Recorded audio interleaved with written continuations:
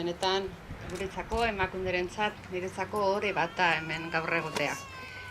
Gogoratzen dut, duela agian urte eta erdi izango dira, antolatu gehinduela gure hezkidetza planaren inguruan, nahiko programaren inguruan, jardunaldi bat, praktika berriak ezagutzera emateko, eta horietako bat izan zen zuen ikastolakoa.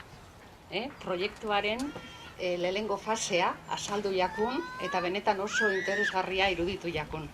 Eta gaur, pozez nator ikastolara, ikusten, proiektua sana, egi, errealitate bihurtu dela. Beraz, zorionak. Jolastokia Amezte. Deitu genion ikastolaren kanpo espazioa eraldatzeko proiektuari. Hemendik eskerrik beroenak, eman gura dizkiot prozesu hori bultzatu eta gidatu dituten irakasle eta gurasoei eta bereziki ikasleei.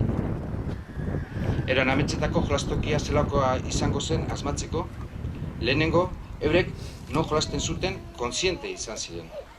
Gero, ametsetako jolastokia marraztu zuten, maketak egin zituzten, amets egin zuten. Ez dakit gaur, inauguratzen dugun hau den konkretuki ume horiek amestu zutena. Zentzu edo arrasto batzuk agiri dira behintzat. Argi daukaguna da, prozesu hau ez dela hemen bukatu.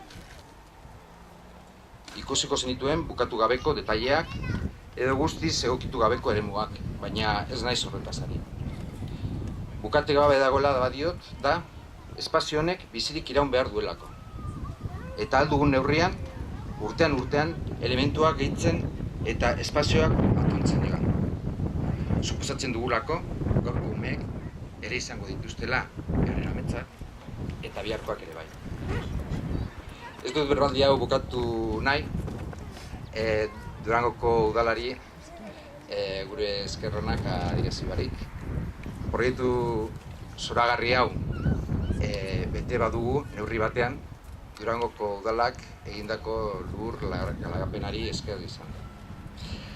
2005an, 2005ko ibialdiko kantak zioen moduan, Gurutzeaga herritik sortu zen, herrira emoteko. Lur bat bere berbari. Herriarengandik ere jaso dugu eta nahi dugu ere herriarentzat izan dadila. Mila eskerren.